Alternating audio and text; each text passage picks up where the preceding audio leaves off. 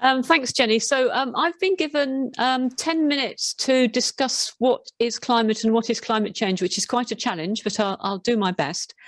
And I've got a presentation here, which I will try and share. Make sure I do the right one.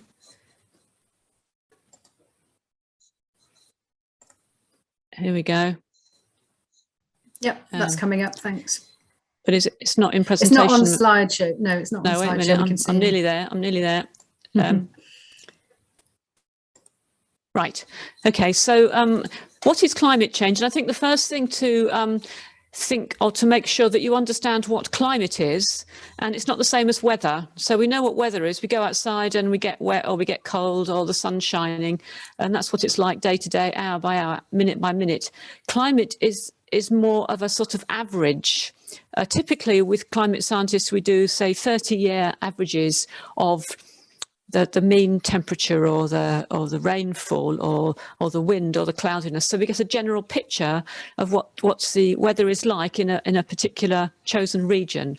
And the region can be quite small. It could be Southwark, or it could be London or Southeast England, or indeed, of course, in the climate change context of policy, you'll often hear about global climate, and actually I'm going to focus on global climate today, and I know Catherine's going to talk a lot more about regional effects. So this picture is the global mean temperature, and it's from the UN Intergovernmental Panel on Climate Change 6th Assessment Report, and I've put a reference down there you can look at, and it's showing the global surface temperature over the past 2,000 years. And you'll see that there's sort of a grey fuzzy bit coming along here, and then a black bit at the end. Now the black bit is observed temperature. So this is actually based on scientific measurements. So thermometers all over the world, and all those data are collated and put together into an observed temperature record of what the temperature's done over that period since 1850.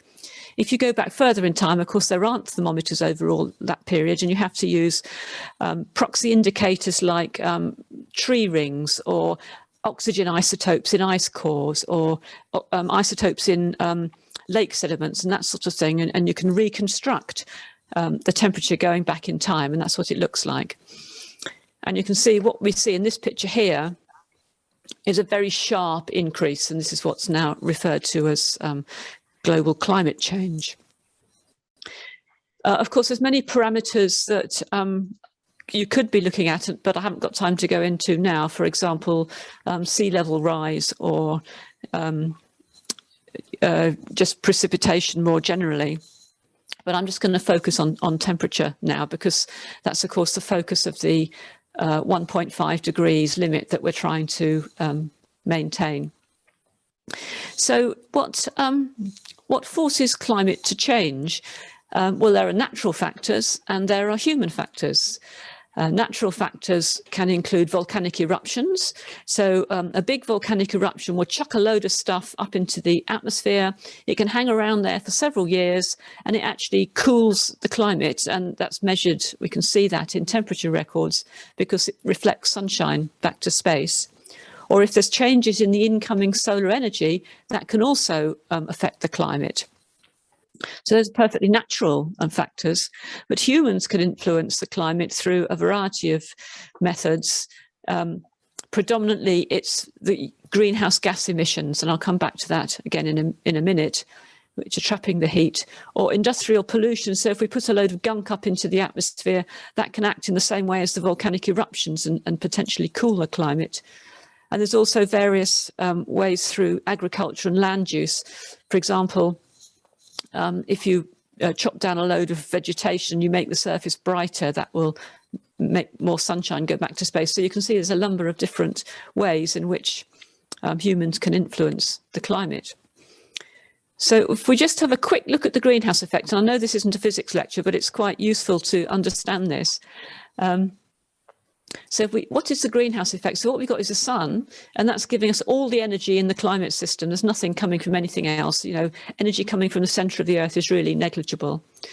And about half of that, it gets to the surface and is absorbed and warms the surface. So the surface gets warm, it emits heat radiation, but about 90% of that is absorbed by the atmosphere, absorbed by greenhouse gases in the atmosphere. And that heat is then emitted in all directions, but particularly downwards and upwards. And so the downwards component, of course, is then adding to the incoming energy from the sun. And so the surface gets warmer than it would be were those greenhouse gases not there. And this is a perfectly natural effect, and water vapour and carbon dioxide in the atmosphere perfectly naturally make the surface about 30 degrees warmer than it would be were there no atmosphere. So we like the greenhouse effect. It makes the Earth a nice, equitable, warm place to live in. But the trouble is, if humans then add to the greenhouse gases, this is where we have the problem. So these are greenhouse gases emitted by human activity, or the composition of what's going in at the moment. And we can see 3/4 of the greenhouse gases going in are carbon dioxide from fossil fuel burning, industrial processes, and a bit from chopping down forests. There's also some methane and nitrous oxide, and they're all contributing to global warming. And I can talk more about that in the talks if we want to. So what's carbon dioxide doing? Now, this is a measurement from a very remote observatory in Hawaii of carbon dioxide in the atmosphere, and it's representative of the global levels of carbon dioxide. And you can see the little wiggles are from an annual cycle due to changes in vegetation, but there's unremitting upward trend here, and this is the scary, scary thing.